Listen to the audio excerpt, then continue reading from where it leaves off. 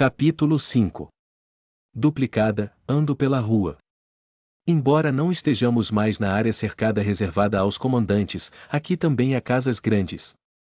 Diante de uma delas um guardião está cortando a grama.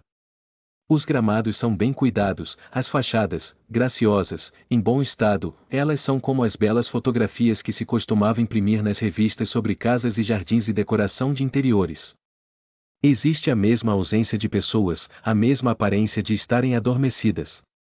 A rua é quase como um museu, ou uma rua numa cidade modelo construída para mostrar como as pessoas costumavam viver. Como naquelas fotografias, naqueles museus, naquelas cidades modelos, não há crianças. Este é o coração de Gilead, onde a guerra não pode penetrar nem intrometer-se, exceto pela televisão. Onde ficam os limites não sabemos ao certo, eles variam, de acordo com os ataques e contra-ataques, mas este é o centro, onde nada se move. A República de Gilead, dizia tia Lídia, não conhece fronteiras. Gilead está dentro de você. Houve uma época em que aqui moravam médicos, advogados, professores universitários. Não existem mais advogados, e a universidade está fechada. Luke e eu costumávamos passear juntos, de vez em quando, por estas ruas. Costumávamos falar em comprar uma casa como uma dessas, uma grande casa velha, e restaurá-la. Teríamos um jardim, balanços para as crianças. Teríamos filhos. Embora soubéssemos que não era muito provável que algum dia viéssemos a ter condições para isso, era um assunto de conversa, uma brincadeira de domingos. Tamanha liberdade, agora, parece quase sem importância. Dobramos a esquina e entramos numa rua principal, onde há mais tráfego. Carros passam, a maioria deles pretos, alguns cinzentos e marrons. Há outras mulheres com cestas, algumas vestidas de vermelho, algumas do tom verde opaco das martas, algumas com os vestidos listrados, de vermelho, azul e verde, ordinários e feitos com pouco tecido, que são típicos das mulheres dos homens mais pobres. Econo-esposas, é como são chamadas. Essas mulheres não estão divididas segundo funções a desempenhar. Elas têm que fazer tudo, se puderem. Por vezes há uma mulher toda de preto, uma viúva. Costumava haver um número maior delas, mas parecem estar diminuindo. Você não vê as esposas de comandantes nas calçadas. Só em carros. As calçadas aqui são de cimento. Como uma criança, evito pisar nas rachaduras. Estou me lembrando de meus pés nessas calçadas, no tempo de antes, e o que eu costumava usar neles. Por vezes eram sapatos de corrida, com solas grossas acolchoadas para absorver o impacto e orifícios para a ventilação, e estrelas de tecido fluorescente que refletiam a luz na escuridão.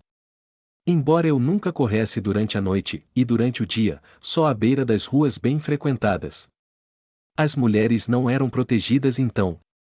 Lembro-me das regras que nunca eram explicadas em detalhes, mas que toda mulher conhecia, e não abra sua porta para um desconhecido, mesmo se ele disser que é da polícia. Faça-o passar o cartão de identificação por baixo da porta. Não pare na estrada para ajudar um motorista fingindo estar em dificuldade. Mantenha as portas trancadas e siga em frente. Se alguém assobiar, não se vire para olhar. Não entre numa lavanderia, com máquinas para autoatendimento, sozinha, à noite. Penso a respeito de lavanderias de autoatendimento. O que eu vestia para ir a elas? Shorts, jeans, calças de malha de corrida. O que eu punha nas máquinas? Minhas próprias roupas, meu próprio sabão, meu próprio dinheiro, dinheiro que eu mesma ganhava. Penso a respeito de ter tanto controle. Agora andamos pela mesma rua, aos pares de vermelho, e homem nenhum grita obscenidades para nós, fala conosco, toca em nós. Ninguém assobia. Existe mais de um tipo de liberdade, dizia tia Lídia. Liberdade para e a faculdade de fazer ou não fazer qualquer coisa, e liberdade de que significa estar livre de alguma coisa. Nos tempos da anarquia, era liberdade para. Agora vocês está sendo concedida a liberdade de. Não a subestimem. À nossa frente, à direita, fica a loja onde mandamos fazer vestidos. Algumas pessoas chamam-nos de hábitos, uma boa palavra para eles. Hábitos são difíceis de abandonar ou despir. A loja tem uma enorme insígnia de madeira do lado de fora, com o formato de um lírio dourado, chama-se Lírios do Campo. Pode-se ver o lugar, debaixo do lírio, onde o nome inscrito foi apagado, repintado e coberto por uma tarja de tinta, quando decidiram que mesmo os nomes de lojas eram tentação demais para nós. Agora os lugares são conhecidos apenas pelas figuras desenhadas nas insígnias de madeira. A Lírios do Campo costumava ser uma sala de cinema, antigamente. Estudantes costumavam ir muito lá, toda a primavera havia um festival de Humphrey Bogart, com Lauren Bacall ou Catherine Hepburn, mulheres independentes, tomando suas decisões. Elas usavam blusas com botões abotoados na frente que sugeriam as possibilidades da palavra desabotoar, abrir, o que estava cerrado, soltar. Aquelas mulheres podiam se soltar e se perder, ou não. Elas pareciam ser capazes de escolher. Nós parecíamos capazes de escolher naquela época. Éramos uma sociedade que estava morrendo, dizia tia Lídia, de um excesso de escolhas. Não sei quando pararam de realizar o festival. Eu já devia ter me tornado adulta. De modo que não reparei. Não entramos na Lírios, mas seguimos para o outro lado da rua, e um pouco mais adiante por uma rua lateral. Nossa primeira parada é uma loja com outras figuras desenhadas na madeira e 3 ovos, uma abelha, uma vaca. Leite e mel. Há uma fila e esperamos por nossa vez, de 2 em 2. Vejo que hoje eles têm laranjas. Desde que a América Central foi perdida para os libértios, as laranjas são difíceis de encontrar e por vezes estão lá, por outras não. A guerra cria problemas para as laranjas da Califórnia, e mesmo a Flórida não é confiável, quando há bloqueios nas estradas ou quando as linhas de trens foram explodidas. Olho para as laranjas e anseio por uma, mas não trouxe vales para laranjas. Voltarei para casa e falarei com Rita sobre as laranjas, penso. Ela vai ficar satisfeita. Será alguma coisa, uma pequena conquista, ter conseguido fazer com que laranjas aconteçam. Aquelas que chegam ao balcão entregam seus vales aos 2 homens com uniformes de guardiões, postados do outro lado.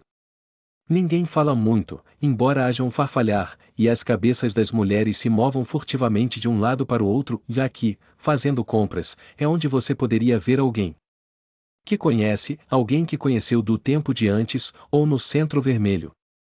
O simples fato de vislumbrar um rosto assim é um encorajamento. Se eu pudesse ver Moira, apenas vê-la, saber que ela ainda existe. É difícil imaginar agora, ter uma amiga. Mas Ofglen, ao meu lado, não está olhando. Talvez ela não conheça mais ninguém. Talvez todas tenham desaparecido, as mulheres que conhecia. Ou talvez ela não queira ser vista. Ofglen se mantém em silêncio, de cabeça baixa. Enquanto esperamos em nossa fila dupla, a porta se abre e mais 2 mulheres entram, ambas com os vestidos vermelhos e toucas brancas de abas largas das aias. Uma delas está enorme de grávida, a barriga, sob as roupas largas, se avoluma triunfantemente. Há uma mudança no ambiente, um murmúrio, uma exalação de ar, sem querer viramos a cabeça, de maneira ostensiva, para ver melhor, nossos dedos anseiam por tocá-la. Ela é uma presença mágica para nós, um objeto de inveja e desejo, nós a cobiçamos.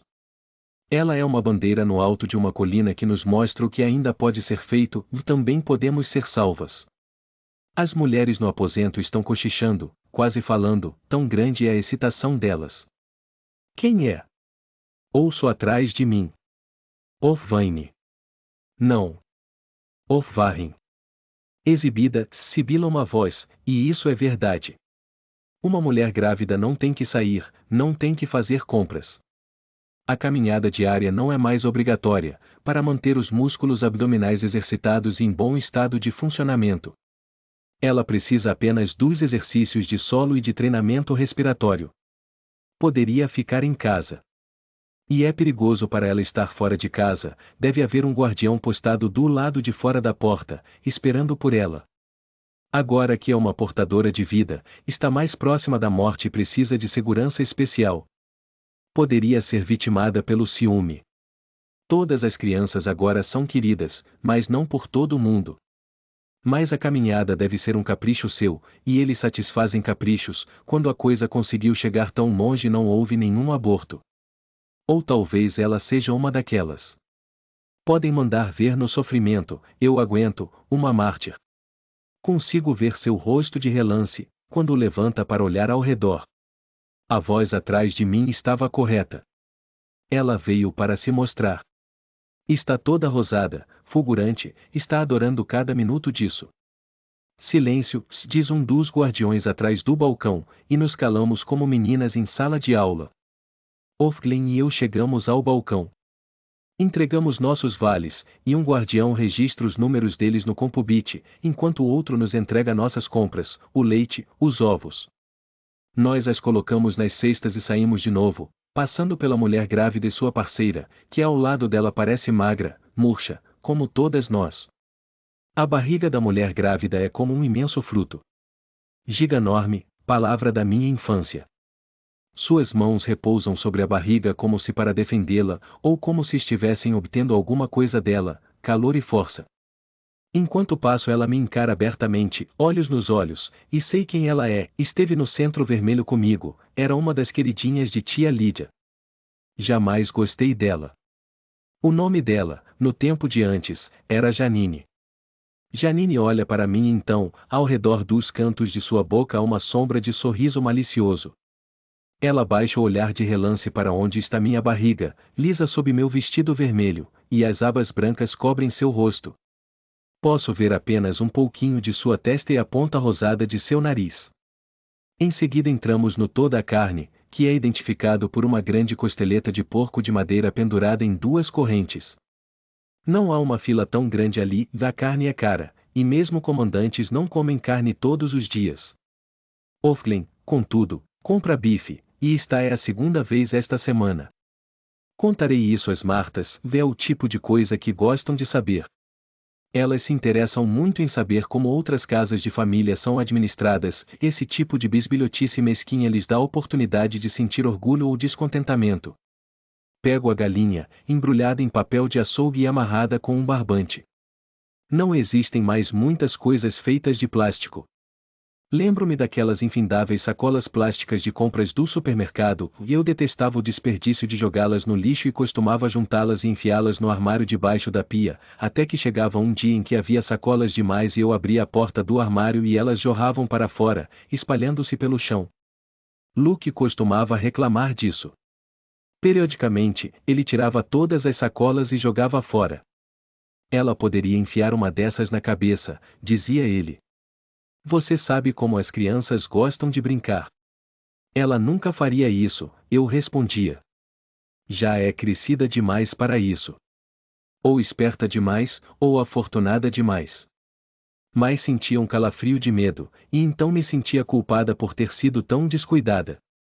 Era verdade, eu não dava o devido valor a muita coisa, e eu confiava no destino, naquela época. Vou passar a guardá-las num armário mais alto, dizia. Simplesmente, não guarde-as, respondia ele. Nunca as usamos para nada.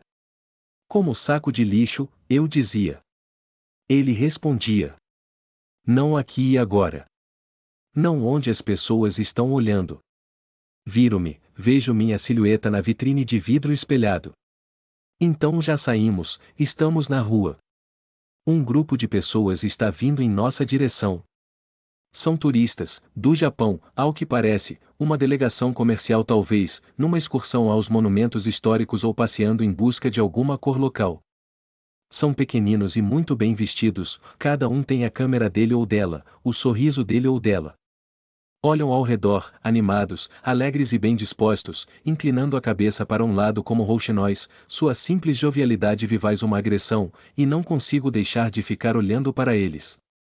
Faz muito tempo que não vejo mulheres vestidas com saias tão curtas. As saias chegam apenas até pouco abaixo dos joelhos e as pernas saem debaixo delas, quase nuas nas meias finas, ostensivas, provocadoras, os sapatos de salto alto com as tiras presas ao pé parecendo delicados instrumentos de tortura. As mulheres oscilam sobre os pés espigados como se sobre pequenas pernas de pau, mas sem equilíbrio, suas costas se arqueiam na cintura, projetando as nádegas para fora. Tem a cabeça descoberta, e os cabelos também estão expostos em toda a sua escuridão e sexualidade. Usam batom vermelho, delineando as cavidades úmidas de suas bocas, como desenhos numa parede de banheiro, do tempo de antes. Paro de andar. Ofglin para ao meu lado e sei que ela também não consegue tirar os olhos daquelas mulheres. Estamos fascinadas, mas ao mesmo tempo sentimos repulsa. Elas parecem despidas.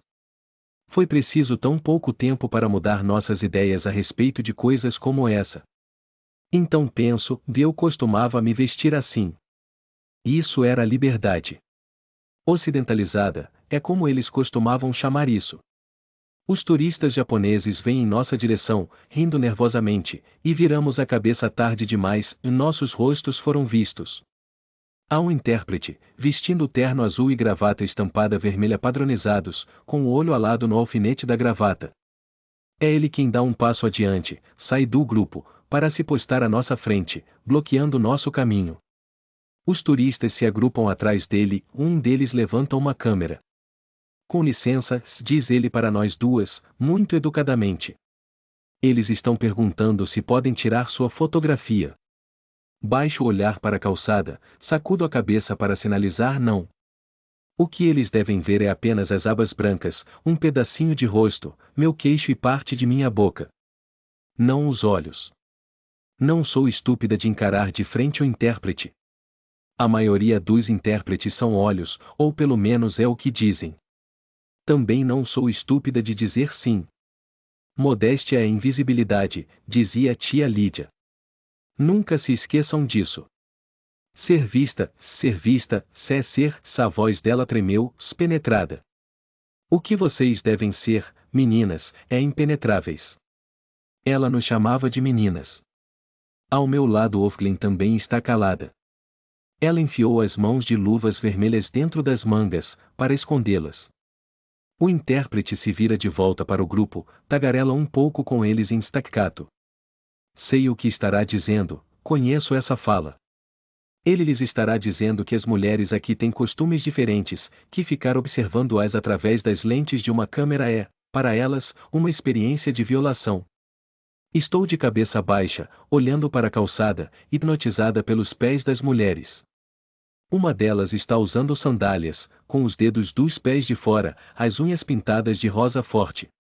Lembro-me do cheiro de esmalte de unhas e da maneira como embolava se você passasse a segunda mão cedo demais, do roçar acetinado de meias calças finas contra a pele, da sensação nos dedos, quando empurrados em direção à abertura no sapato pelo peso do corpo inteiro. A mulher com as unhas dos pés pintadas se apoia, ora num pé ora no outro. Sinto os sapatos dela, em meus próprios pés. O cheiro de esmalte de unhas me deixou com fome. Com licença, diz o intérprete mais uma vez, para chamar nossa atenção. Faço um sinal com a cabeça, para mostrar a ele que o ouvi. Ele pergunta se vocês são felizes, diz o intérprete. Posso imaginá-la muito bem, a curiosidade deles, elas são felizes? Como podem ser felizes? Posso sentir os olhos negros brilhantes de todos eles pousados sobre nós, a maneira como se inclinam um pouco para a frente para ouvir nossas respostas, especialmente as mulheres, mas os homens também, somos secretas, proibidas, nós os excitamos. Ofglin não diz nada. Há um silêncio. Mas às vezes é igualmente perigoso não falar. Sim, somos muito felizes, murmuro. Tenho que dizer alguma coisa. Que outra coisa posso dizer?